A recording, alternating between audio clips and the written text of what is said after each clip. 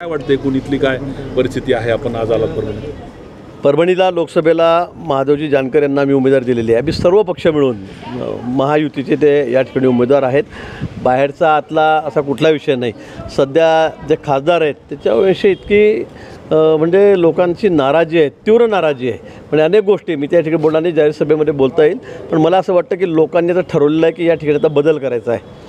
आणि म्हणून माधव जानकर एक चांगले कार्यकर्ते आहेत, हाडाचे कार्यकर्ते आहेत, अतिशय चांगल्या स्वभावाचे आहेत, मितभाषी आहेत.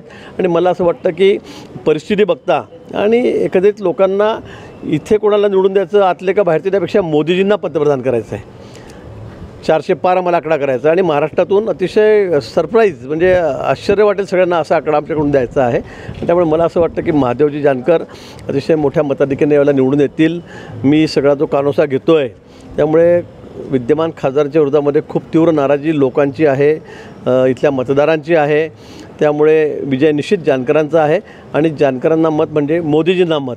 आणि म्हणून सर्वांनी ठरवलेलं यावेळेला की महायुतीलाच विजयी करायचा आहे. कसं नियोजन असणार आहे? मोठ्या नेत्यांच्या सभा नांदेडमध्ये लागल्यात, अमित शहा असतील, पंतप्रधानांची सभा आहे असं ऐकलं आहे आम्ही. तर कसं नियोजन असणार? अजून ते नियोजन झालेलं नाही, पण उद्या परवा अमित भाईंची सभा नांदेडला 11 तारखेला त्या ठिकाणी आहे.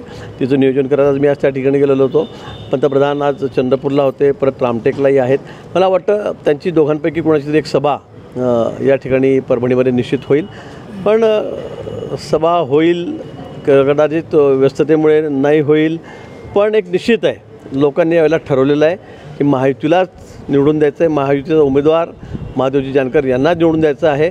मला वाटतं इथे इतके वर्ष खासदार राहून खासदारांनी काय केलं? मी आता रस्त्यांनी आलो तर शहरामध्ये काय परिस्थिती आहे, ग्रामीण भागातली तीच परिस्थिती आहे. अनेक गोष्टी आहेत. पण मला असं वाटतं की यावेळेला विजय निश्चित आमचाच आहे.